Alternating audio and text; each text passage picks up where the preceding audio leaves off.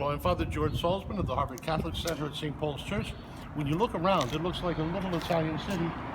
And the reason it looks like a little Italian city is because it was copied from one.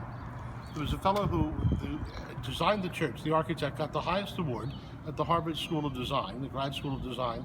With the money, he traveled in Europe and fell in love with the finest Romanesque church in the north of Italy, which is in Verona, which is San Zeno. The tower is a copy of a tower from downtown Verona, the Lambert Tower, but the front, the facade, is a copy of San Zeno. I used to say it's an echo because I know how there's a few changes from it and people nitpick, but I don't worry about it anymore because 4 months ago I was shaking hands at Mass and behind me people were shouting in Italian, "They stole our church, they stole our church." And I turned around, here were these Italians getting out of a cab, pointing at our facade, pointing at the facade of this church, and shouting, "They stole our church, you stole our church." And they were from Verona, and they were from San Zeno. What better proof that this is really a good copy of San Zeno in Verona?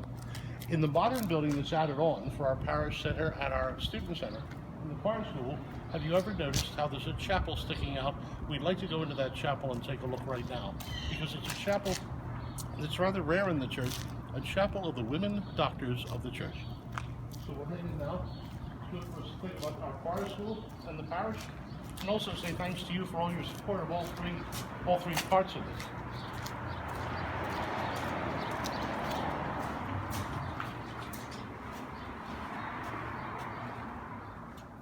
I wanted you to notice the label above, the Chapel of the Women Doctors of the Church, and also to notice the pen and the book, representative of the works, their works.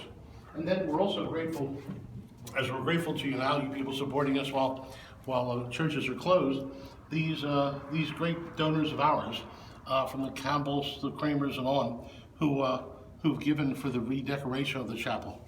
Years ago, what happened was, when I first got here, there was we put up plaques, very simple plaques of the women doctors of the church, and there was a wake here, and Bishop Bowles John Bowles, Father Bowles, had just left as pastor to become bishop, and he came back for a wake. When they asked me, what should we say in the paper for the wake? And I said, tell them it's the Chapel of the Women Doctors of the Church.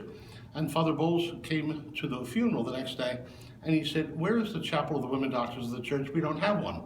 And he would know better than anyone because he built the place and he was the pastor. I said, oh, John, we have one now. We have one now. Well, we really didn't have one until Father Kelly came. And Father Kelly got these marvelous icons, completely fixed the place up for decorating it. So now we really have a Chapel of the Women Doctors of the Church, thanks to him and Chip's Piatti's advice and these donors from the class of 2018 of Harvard College. So if we can take a look here are the doctors. There's St. Therese of Lisieux, St. Hildegard of Bingen, St. Therese of Lisieux. Of course, here we have the altar. We'll have Mass on video soon, shortly live, the tabernacle, and then St. Catherine of Siena, and then Our Lady's Seat of Wisdom. I'd like to mention something about, before we go to St. Catherine of Siena. In the Catechism of the Catholic Church, there's 4 parts. The third part's about the moral life. And that's organized according to the commandments, 1 to 10. But there's a section beforehand on fundamental moral. And in there's a section that's utterly characteristic of being a Catholic, and that's concern for others, the common good. And St. John Paul II put in a section on solidarity. Now, some people write that off and say solidarity is just a union. Well, that's not a bad start at all. If you think of all that union did, and you think of what unions have done, and how important that. And in there's a quote from Catherine of Siena in her dialogues with God, quoting the Lord's words to her, which are as follows.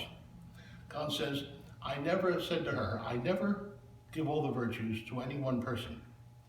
I give faith to this person and charity to that one. I give courage to this one and humility to another, so that you will all need each other. So that you will all need each other. Isn't that profound? At a time like this, with the coronavirus crisis, we all have a really lively sense of that. And then she goes on to say, and so you will be my ministers in helping each other. As we think about that now, we have a lively sense, I think, of the doctors and nurses putting their own lives at risk in terms of tending to patients. And we all have a mighty prayer and hope that they'll all get the masks and other material they need to treat people and to keep themselves safe. That's our prayer and solidarity with them. And then last of all, Father Kelly put these quotes of those doctors each on the wall to remind us, this is lovely one we could perhaps say together. Okay, St. Catherine of Siena, be who God meant you to be, and you will set the world on fire.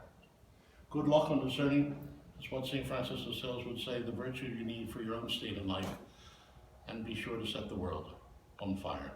May God be blessed. God love you. We'd love to hear how you're doing. We love you very much. Please tell me, tell any of us how you're doing. We'd love to hear that. God bless you.